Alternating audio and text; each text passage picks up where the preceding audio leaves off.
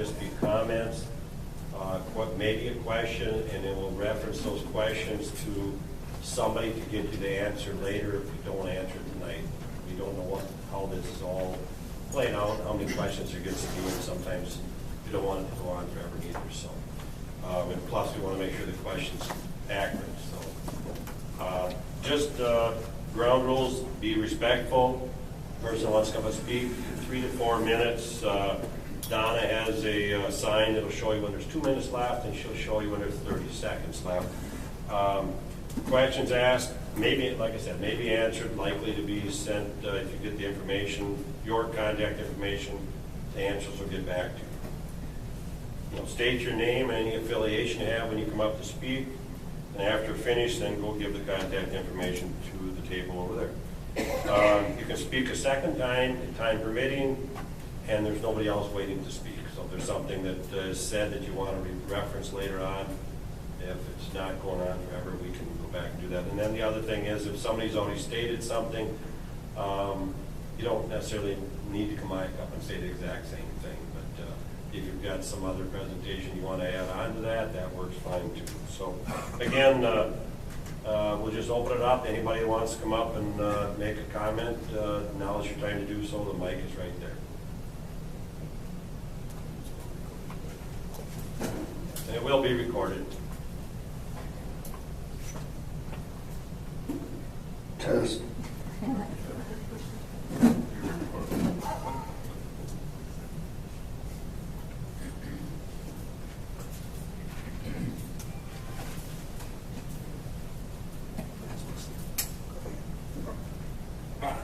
I'm Dave Erickson. I'm another county commissioner from Dodge County, and I do not live in the Rook district. I live just outside of it. But my question is, and maybe you guys can answer it, what's the difference between what you've discussed here and a watershed district? Because some of us are acquainted with the watershed district. What's going to be the difference between these two, if any? So I just, and then with that, of course, is always a question of taxing. The watershed district has that tax authority, and I don't know what exactly you guys have here. I'll just try to answer them briefly. The first part of that, this is a river-sized one watershed, one plan.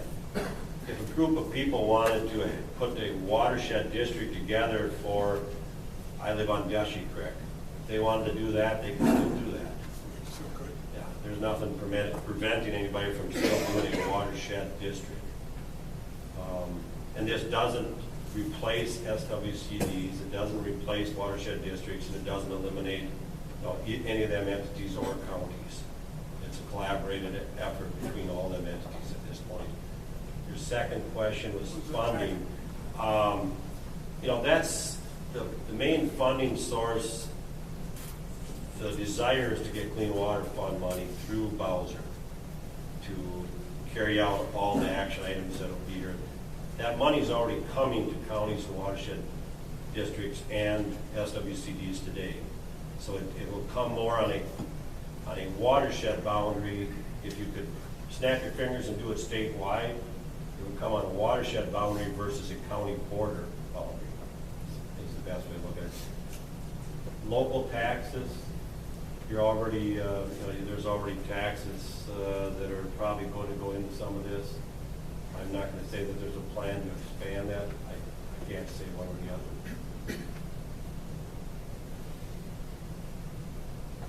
Anybody else? I guess I will.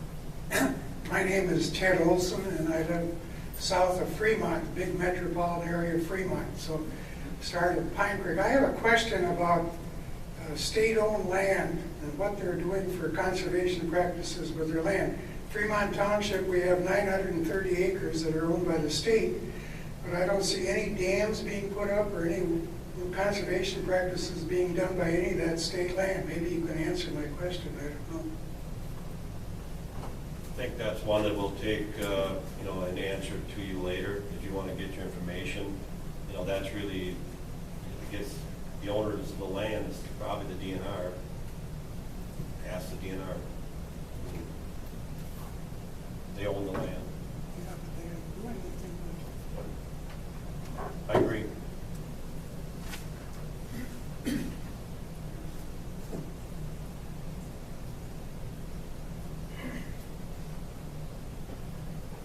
You know, part of the answer to that would be that I would expect that there's state-owned land in the river watershed, and that's what we're talking about right now, that they would be part of the effort. You know, the agencies are all part of the planning, and I would assume that, you know, if there's something that can be built in Stewartville State Park as an example, to help the, you know, the watershed, that would be one of the projects that could have occurred.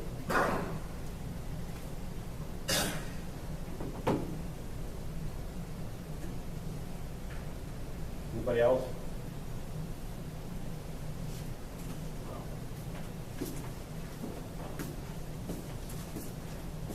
Hi there, my name's Nick Feltus here.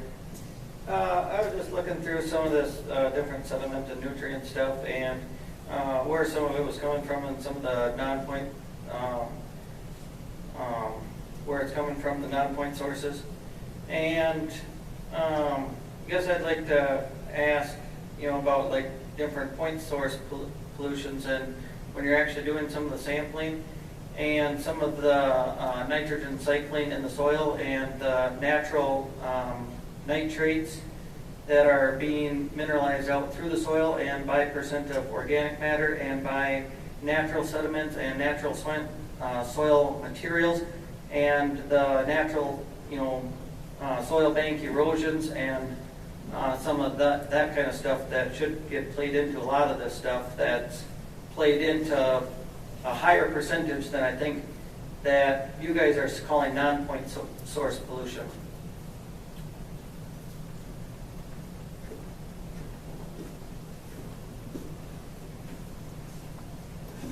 Thanks for the comment. I don't have an answer for you. I guess, you know, our people that are here, I hope that I'm taking notes, and if you want to get an answer for that, you should get your information over to them. We would appreciate it if the people that are speaking, if you would get your information to the table so that we can get the information back. Anything else, anybody?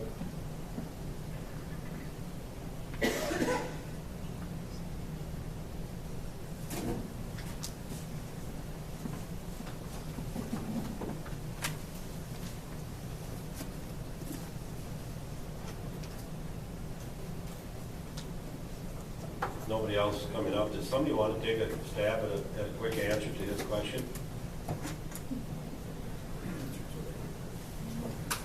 Consensus up here, there's not a quick answer, and that's why I didn't answer it either. So I think it's probably explained in the plan somewhere and how that's determined.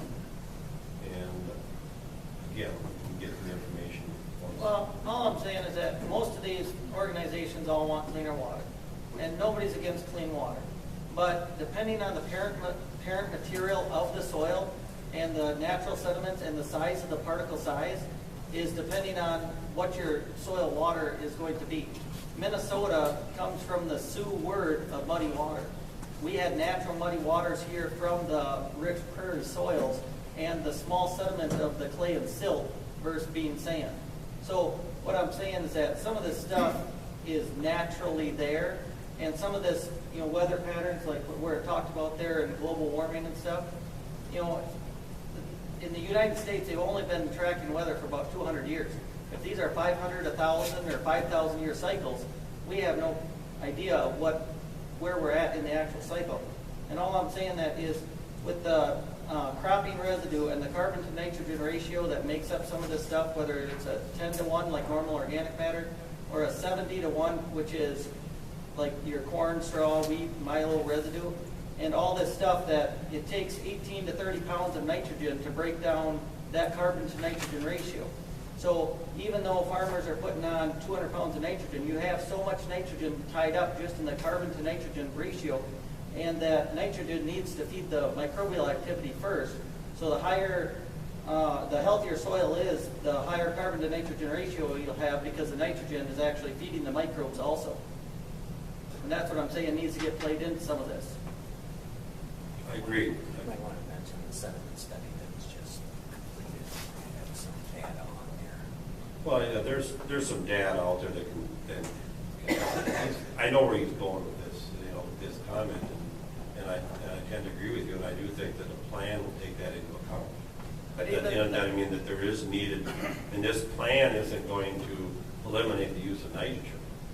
I mean, there's a recognition that you need nitrogen to raise crops. There's also a recognition that a lot of the soil that you talked about, the brown water, is scouring that's along the edges of the stream banks.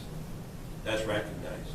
But even the residue that's on top, even in a prairie situation with no farm practices on it, that dead residue will have nitrates leaching out through the soil, and your P and K that makes up that organic matter will be leaching through the soil also. So that's all, source, not non-source, point source. Good comments. Appreciate it.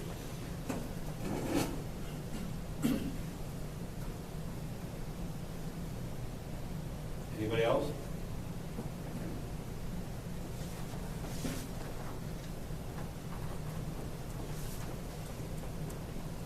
You gonna check to see if we got our check off paid?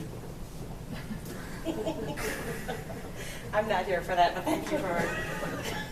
My name is Lori Feltus, and I just live northeast of town here. Is this program strictly voluntary, or is this mandatory? Because according to some verbiage in the plan, it said that it's voluntary, and I just want to clarify.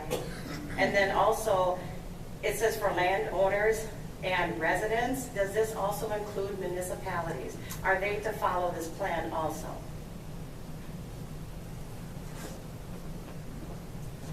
Write that down so we can get an answer back to her, but I think it's yes, and yes on some of those questions, right, answers.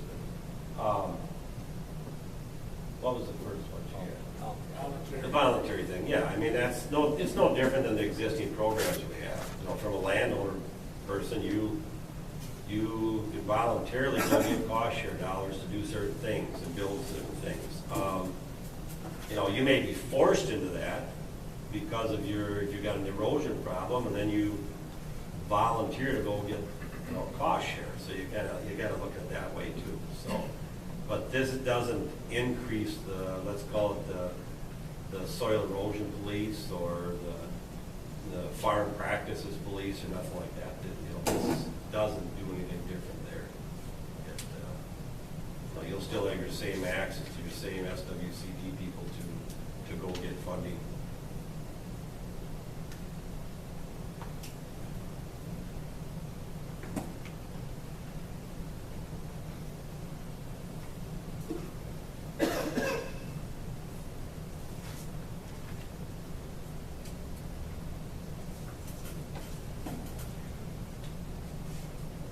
Anybody else? Any agency people? Anybody else want to make a comment at all? Any employee?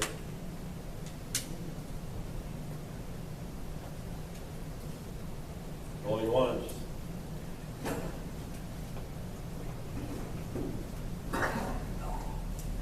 You were quick enough. I see him busy.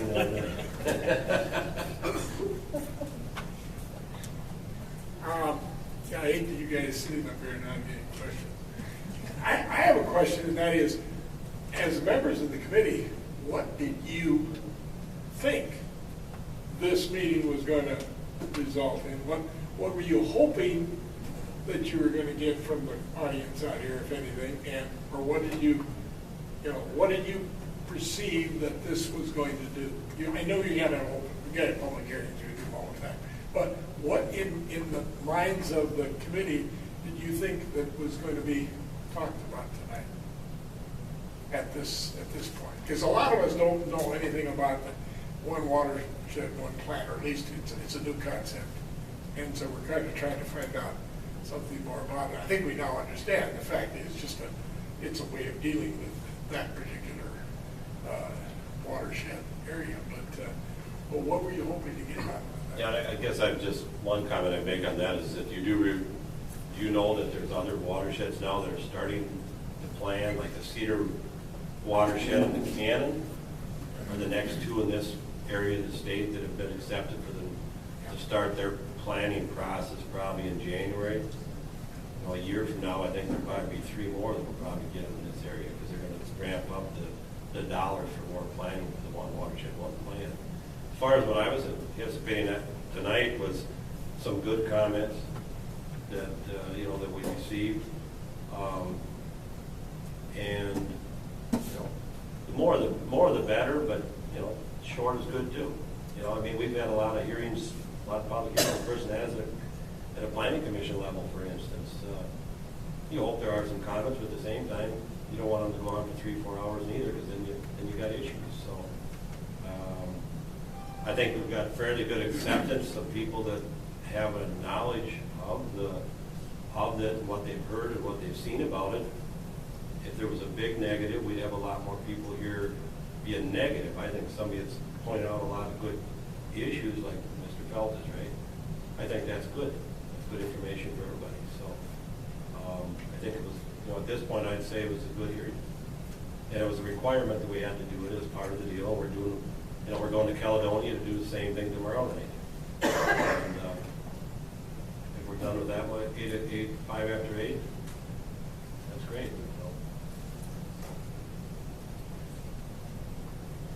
Anybody else have anything? I got a comment.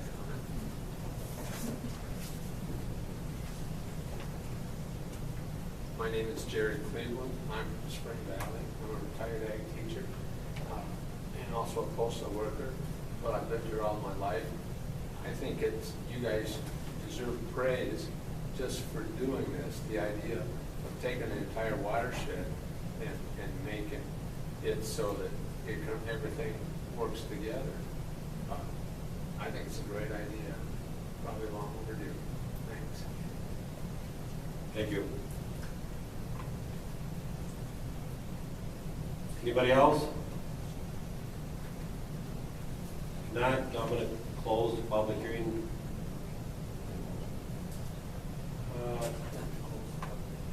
I close the public hearing.